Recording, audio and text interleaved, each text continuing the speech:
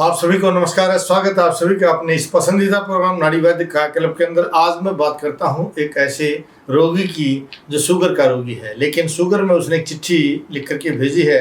क्योंकि शुगर का रोगी है तो लिख करके भेजता है कि वैद्य जी नमस्कार, डेट ऑफ बर्थ बता रहा है 1951 का है। सोच से खुल के नहीं जा रहा हूँ, बार बार सोच टूट करके यानी कठिनाई से आता है, मल अवरोध होता है यानी कब्ज भी है उसको, और जिस कारण गुदा में अपान वायु की रुकावट से वायु ऊपर की तरफ चढ़ती है और मूत्र का रंग भी सफ़ेद और मधुमेह में शर्करा युक्त मूत्र होता है।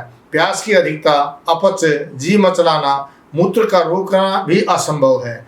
उदर में वायु भरना, दिल पर सुई सी चुभना जैसी वेदना होना, मुख में दुर्गंध, मुख का सूखना, सूखी खांसी, थकान, चक्कर आना, हाथों में कंपन, आंखों में मोतिया होना, आंखों के सामने अंधेरा सा और कुछ आवाज़ सी कानों में आना, आलस्य, मोटापन, ऊंचा सुनना, आंखों में खुजली और सर्वाइकल, बल का नाश, बहरापन, कभी लार का न बहना, दांत का खटखटाना और भगंद्र, पैरों में खुजली के साथ दाने से और पैरों के तलुओं में जलन और लड़खड़ा करके चलना, कभी कभी पिंडलियों में बांटे से आना और gas, fatty liver, acidity, high BP, thyroid, sugar और कभी कभी शरीर में दाह एवं सफ़ेद अग्नि जैसी ताप से झुलसने जैसी जलन होती है।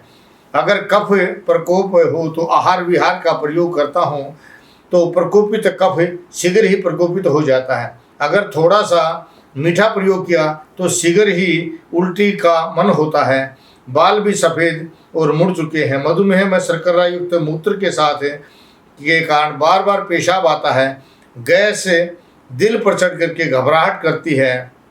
इस तरह से इस आदमी ने आपने शुगर के सभी लक्षणों को बता दिया। जैसे कि मैं कहता हूँ सर्वाइकल, माइग्रेन, बीपी, एसिडिटी और नसों का सिकुड़ना ही शुगर है, आंतों का कमजोर होना ही शुगर है। जब आपकी आंतें पैरों की तरफ चली जाती है तो जलन और सुनपना महसूस करते हैं। जब यही जलन आपके हार्ट पर आ जाती है तो आपके हार्ट में दिल सुइयां सी चुभने लग जाती हैं, और यही जलन या गैस जब आपके हाथ पैर में आ जाती है या कंधों में आ जाती है तो उठना बंद कर देते हैं, जिसको आप फ्रोजन शोल्डर बोलते हैं।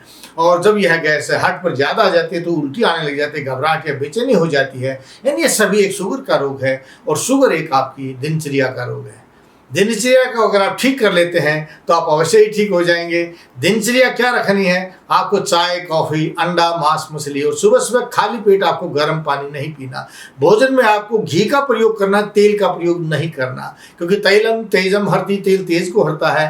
और भोजन के बीच में पानी पीना। मुहुर्मुहु वारम वारम वा जिह्वां प्रक्षालनम कृत्वा भोजनम करितव्यम, बार बार मुख और जिह्वा को धोते हुए घूंट घूंट करके पानी पीना चाहिए। इस तरह से भोजन के बीच में जो पिया गया पानी है वो अमृत का काम करता है, और उससे गैस नहीं बनेगी। गैस नहीं बनेगी तो सभी समस्याएं दूर हो जाएंगी और आपका शुगर सदा के लिए ठीक हो जाएगा। लेकिन स्नेहनम मधुरम आहारम अमृतुल्यम वर्तते, जिस भोजन में घी होता है, मीठा होता है, उसको अमृत कहा गया है। लेकिन घी और मीठे का प्रयोग तभी हमें करना चाहिए जब आपको पेट साफ होता हो।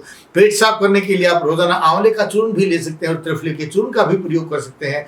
नहीं तो मोटे आटे की रोटी बना लीजिए। 4 किलो गेहूं के अंदर 2 किलो चना और 1 किलो जौ मिला करके मोटे आटे की रोटी बनाइए और रात को सोते समय रोजाना चटनी का प्रयोग कीजिए।